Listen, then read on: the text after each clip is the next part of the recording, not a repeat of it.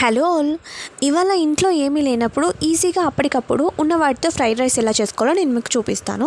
నేను దీనికోసం అయితే ఒక క్యారెట్, ఒక ఆనియన్ అండ్ ఒక 4 పచ్చిమిర్చి, కొంచెం కరివేపాకు, ఒక నిమ్మకాయ తీసుకున్నాను. వీటన్నిటిని కూడా నేను కట్ చేసి పెట్టుకున్నాను. దాని తర్వాత ఒక బౌల్ పెట్టి అందులో కొంచెం గీ యాడ్ చేశాను. ఇది హోమ్ మేడ్కి. అండ్ కొంచెం ఆయిల్ కూడా యాడ్ చేశాను. దీంట్లోకి కొన్ని బిర్యానీ మసాలా దినుసులు కూడా వేశాను.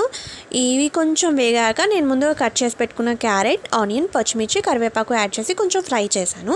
అవన్నీ వేగాక కొంచెం అల్లం వెల్లుల్లి పేస్ట్ కూడా వేశాను. దాని తర్వాత ముందుగా నేను ఉడికించి పెట్టుకున్న బాస్మతి రైస్ ఏదైతే ఉందో అది కూడా వేసి కలిపేశాను.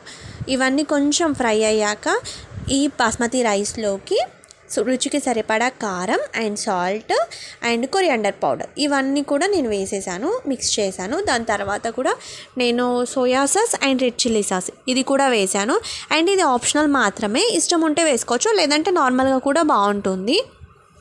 స్ట్రీట్ స్టైల్ లాగా ఫ్లేవర్ రావాలి అనేసి నేను ఇవి యాడ్ చేశాను.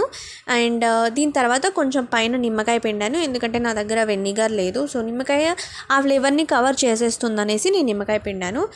టేస్ట్ అయితే చాలా బాగుంది, ట్రై చేయండి. Thank you.